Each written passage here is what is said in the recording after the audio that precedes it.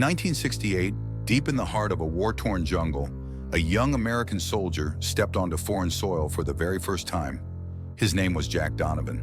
Just 24 years old, raised in a small Texas town, the son of a firefighter and a nurse. He had heard stories of bravery growing up, but nothing could have prepared him for what he was about to face. The heat was suffocating, the terrain unforgiving. Every step forward felt like walking into the unknown. But what struck Jack the most wasn't the sound of gunfire or the danger that lurked in the shadows. It was the faces of innocent people caught in the middle. The children, the families, the ones who never asked for any of this.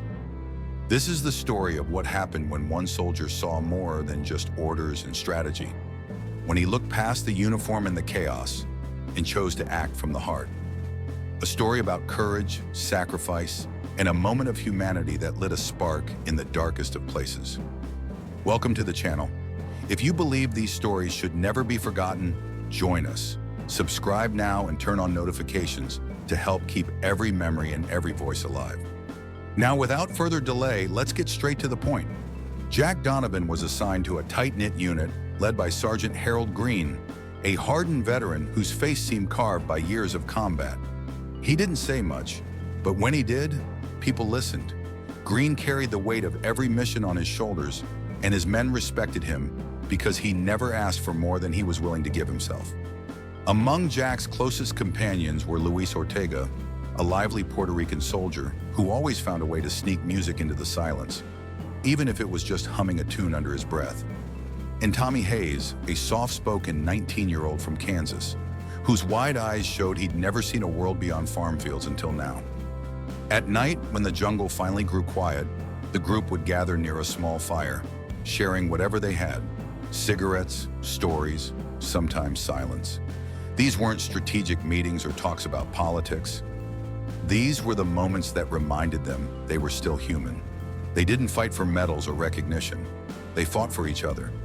Still, Jack carried something different in his eyes. A quiet tension, a kind of searching. While others focused on surviving, Jack seemed to be looking for something more. A reason. A reminder that even in a place consumed by conflict, there was still space for something that couldn't be issued or ordered. Compassion was supposed to be a routine mission. Jack's unit had been sent to scout a small village near the Cambodian border. Reports had come in suggesting enemy presence. No one expected what they would find. As they approached, the air grew thick with smoke. The village lay in ruins, huts reduced to ash, rooftops still smoldering, and a strange, haunting silence that settled over everything like a heavy fog. The kind of silence that speaks louder than sound. Jack moved carefully through the debris, eyes scanning for movement, but there was no one. No voices, no footsteps, just the soft hiss of dying embers.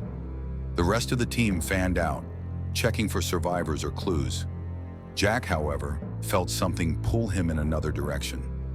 Down a narrow path, half covered in brush, stood a broken structure barely holding together. Inside, something stirred. He paused, listening. Then he heard it, faint, almost too soft to believe. A muffled cry. He stepped inside, heart pounding.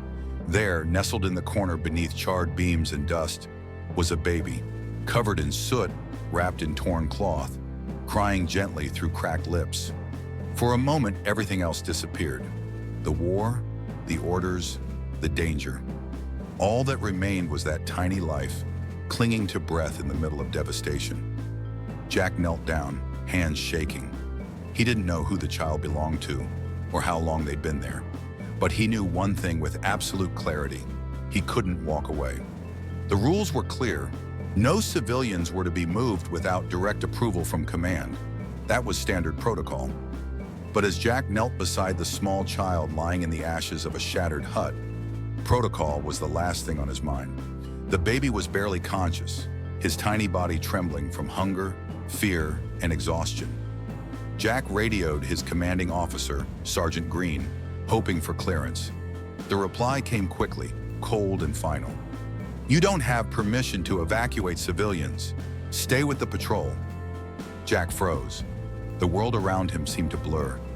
The smoke, the heat, the sounds of distant gunfire. All he could see was that child, alone in the wreckage, clinging to life. He understood the consequences. Disobeying orders in a war zone wasn't something taken lightly. But in that moment, Jack wasn't thinking like a soldier. He was thinking like a human being. Gently, he wrapped the baby in his jacket, holding him close to his chest. As he stood and rejoined the others, the squad fell silent. No one spoke. Green didn't yell, but the sharp glance he gave Jack said enough. Still, Jack kept walking, not with defiance, but with quiet conviction. Because sometimes doing the right thing means stepping away from the rules and standing for something greater. The company pressed forward through narrow jungle paths, surrounded by thick trees, soaked by relentless rain. The ground beneath their boots was slick with mud, and every shadow felt like it could be hiding danger. Jack marched in silence, one arm steady on his rifle, the other cradling the infant close to his chest. The baby didn't cry. It was as if even the child knew how fragile the moment was. Then came the ambush. Gunfire cracked through the trees like lightning. The men dropped instantly, returning fire. But Jack had no time to think. He threw himself to the ground, shielding the baby with his body, pressing the tiny bundle beneath him, heart pounding in his ears. As bullets tore through branches overhead, Luis Ortega slid across the mud to Jack's side. "You hurt?" Jack nodded, wincing. His ankle was twisted, badly. Without hesitation, Luis took the baby into his arms, his hands trembling, not from fear, but from the weight of what they were doing. To the men around them, this wasn't just a mission anymore. That small child became a symbol of something deeper than survival. A reminder that even here, even now, there was still room for humanity. By the time they reached the base, the sun was setting over the trees. Mud-covered and exhausted, Jack carried the baby into the field medical tent. There, Ellen Moore, an American nurse with the Red Cross, stepped forward. Her eyes filled the moment she saw the child. She gently took the baby from Jack's arms and whispered through a tearful smile, "You did what most wouldn't even dare to try." The child was no more than 6 months old. There were no records, no name, and no sign of family. Just a quiet presence wrapped in torn fabric, clinging to life in the middle of a war zone. Back at the base, Nurse Ellen Moore gently lifted him into her arms. She had seen many things during her time in the field, but something about this tiny boy made her pause. With Jack standing nearby, watching over him like a silent guardian, she softly said, "He needs a name. Let's call him Daniel." From that moment on, Daniel became more than just a rescued child. He became a symbol of hope. Jack visited him every day between missions. He would sneak away from the noise of war just to sit beside the crib, offering what little peace he could. Daniel began to recognize him. He'd reach out, gripping Jack's finger with surprising strength. And at night, when fear crept in and the baby's cries filled the quiet ward, Jack would kneel beside the bed and whisper stories about blue skies and warm fields back in Texas. In a place surrounded by fear and uncertainty, something simple and pure had begun to grow. A bond neither of them had chosen, but one they both needed. Word traveled quickly. It didn't take long before Jack Donovan's decision reached the ears of higher-ranking officers. Soon he was summoned to stand before a military review board. He knew what it meant. Breaking protocol, no matter the reason, could come with serious consequences. But Jack didn't hesitate. Standing tall in front of the panel, he spoke clearly.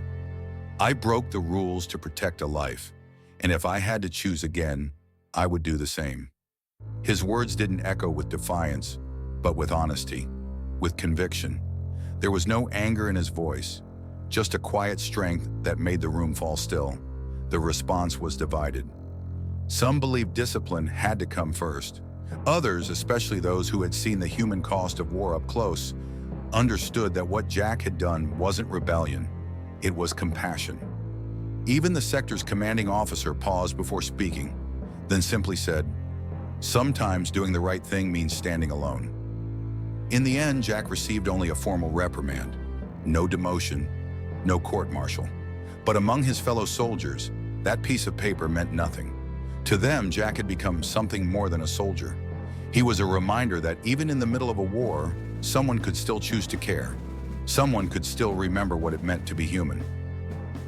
In 1970, as the conflict drew to a close, Jack Donovan received his discharge orders. Like many others, he was carrying more than just gear. He was carrying the weight of memories that would stay with him forever. But Jack wasn't returning home alone. With the support of Ellen and the assistance of an American relief organization, he began the long and complicated process of adopting little Daniel, the baby he had once cradled in the middle of a burning village. The paperwork was endless, the rules were strict, and at times it felt impossible. But Jack never gave up. He had made his choice. Months later, as the airplane touched down on American soil, Jack stepped off with Daniel held tightly in his arms. No longer a soldier, no longer just a survivor, but now a father. He had lost many things during his time overseas: brothers in arms, sleep, innocence. But in the middle of all that loss, he found something extraordinary, a reason to hope again, a reason to rebuild. That day, as they crossed into a new life together, Jack understood something deep and unshakable. War may break many things, but it cannot break the bond between a man and the life he chooses to protect. Jack raised Daniel not just as a guardian, but as a father in every sense of the word. He never forced the past on him, choosing instead to share their story slowly, gently, whenever the moment felt right. Over the years, Daniel began to understand the weight of that moment in the jungle, the risk Jack took, and the choice that shaped both their lives forever. Daniel grew into a thoughtful, driven young man. He studied hard, eventually earning a degree in medicine. But more than that, he chose a path that reflected the spirit of the man who saved him. He devoted his career to helping displaced families and children in crisis zones around the world. Their bond was quiet but unshakable.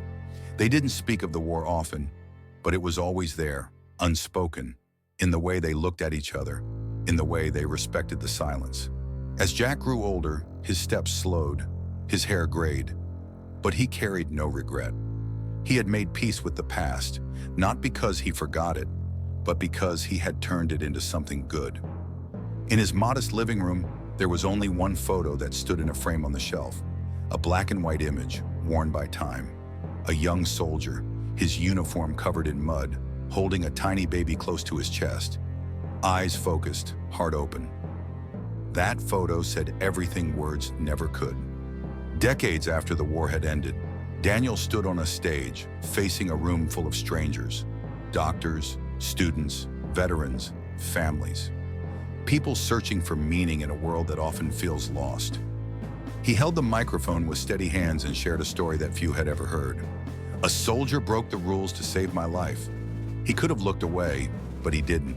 I'm here today because, even in the middle of war, someone chose compassion over fear. I am living proof that even in the darkest places, someone can choose the light. Jack and Daniel's story didn't become famous because of medals, ranks, or strategy. It became known because of one simple act, a moment when the heart spoke louder than the orders. Today, their legacy lives on, in classrooms, in books, in quiet corners of museums, and in every hand that reaches out to help, even when it's not required. Because true heroism isn't always loud. Sometimes it's a whisper in the middle of chaos, a choice to hold life close when everything around is falling apart. And now we ask you, have you heard this story before? What would you have done in Jack's place? What other stories of soldiers and silent heroes deserve to be remembered? Let's make sure these memories never fade. If this story touched your heart, don't let it be forgotten. Like this video, leave your thoughts in the comments and subscribe to the channel. And don't forget to turn on notifications so you won't miss the stories that still need to be told. Until next time, honor the quiet heroes, choose kindness when it's hardest, and keep their stories alive. We'll see you in the next chapter.